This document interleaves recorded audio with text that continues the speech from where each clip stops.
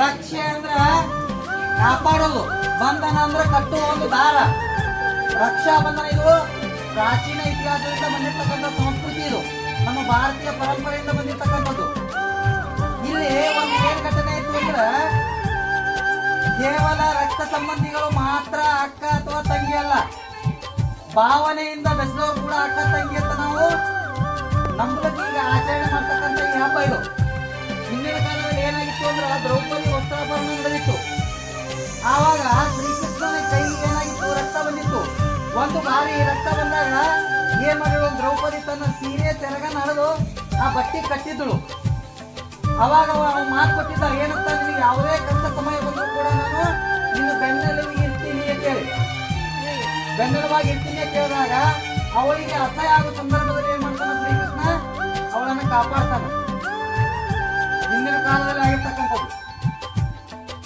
ಅದೇ ರೀತಿ ಕೂಡ ನಮ್ಮ ಶಾಲೆಯಲ್ಲಿ ಯಾವುದೇ ಹೆಣ್ಣು ಮಕ್ಕಳಿದ್ರು ಕೂಡ ನೀವು ಇಲ್ಲಿ ಏನು ಆಚರಣೆ ಮಾಡತ್ತಿರಲ್ಲ, ಈ ಕೂತಾರಲ್ಲ, ನಿಮ್ಮ ಅಣ್ಣ ಅಥವಾ ತಮ್ಮ ಅಥವಾ ಭಾವಕಿ ಪ್ರತಿಯೊಬ್ಬರಿಗೆ ನೀವೇನ್ ಮಾಡ್ಬೇಕು, ಈ ರಕ್ಷಾ ಬಂಧನ ಅದಲ್ಲ ಇದನ್ನು ಕಟ್ಟಬೇಕು.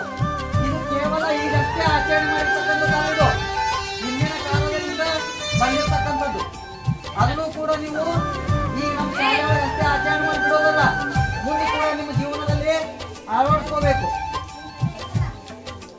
ಅಣ್ಣ ತಂಗಿಯರ ಈ ಬಂಧ ಜನುಮ ಜನುಮಗಳ ಅನುಬಂಧ. ಅಣ್ಣ ತಂಗಿಯರ ಈ ಬಂಧ ಜನುಮ ಜನುಮಗಳ ಅನುಬಂಧ. ಜೀವಕ್ಕೆ ಕೊರಳು ದೇಹಕ್ಕೆ ನೆರಳು ನಾವಾಗಲೆಂದು ಹರಸುತ್ತಿದೆ ಈ ರಕ್ಷಾ ಬಂಧನ.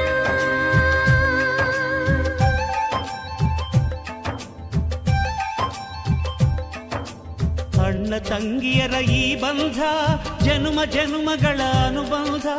ಅಣ್ಣ ತಂಗಿಯರ ಈ ಬಂಧ ಜನುಮ ಜನುಮಗಳ ಅನುಬಂಧ. ಜೀವಕ್ಕೆ ಕೊರಳು ದೇಹಕ್ಕೆ ನೆರಳು ನಾವಾಗಲೆಂದು ಹರಸುತ್ತಿದೆ ಈ ರಕ್ಷಾ ಬಂಧನ.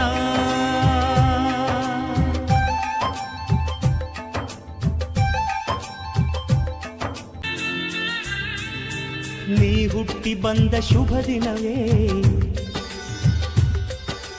ಈ ರಾಖಿ ಹಬ್ಬ ಬಂದಿತ್ತು.